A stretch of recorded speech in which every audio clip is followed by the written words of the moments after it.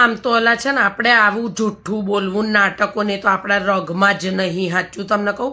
પણ હવે હું શીખી ગઈ છું એનું જોઈ જોઈને. તો હમણાં મેં કીધું ગયા મહિને હા મેં કીધું તાર તબિયત નહોતી સારી ને, મેં બેટા તને દાડ મેં કીધું ઠીક નહોતું, મેં બહુચરાજીની બાધા રાખી એમ કરીને બહુચરાજી દર્શન કરી આવી.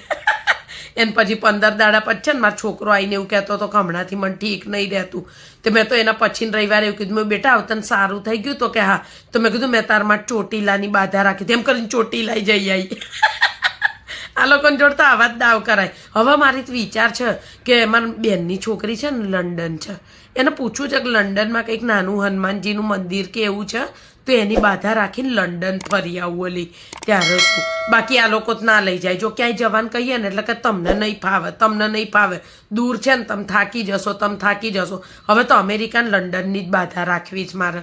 તો આ લોકોને તો આ રીતે જ પહોંચાયેલા જ. પણ જો જૂઠું નહીં બોલ, માર તો લોહીમાં જ નહીં, ક્યારેય નહીં, ખોટું બોલવાનું જ નહીં. તો ભગવાનના દર્શન કરીને આપણે ઉપર જઈએ ને તો આપણને માતાજી ઓળખવા જોઈએ કે આ મારા ધામમાં આવી હતી, એટલે હું તો આ વસ્તુમાં જૂઠું બોલું, બાકી નહીં.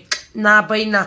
પરમદાડે પણ થોડું તલા બોલવું પડે જૂઠું. જો કહું તમને, જીવવા માટે જૂઠું બોલીએ નહીં તો ચાલે એવું નહીં. પણ પછી હું તો તરત આમ કરી દઉં હો કે કૃષ્ણ ભગવાન મને માફ કરી દેજો, આનું પાપ ના લગતા.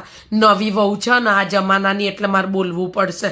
બાકી તરત માફી માગી લઉં હું તો. જો સાચું તમને કહું, હમણાં તે વચ્ચે છે ને એ બહાર ગઈ, તમે તો સિંગની સુખડી હલાઈને ખાઈ લીધી હલા.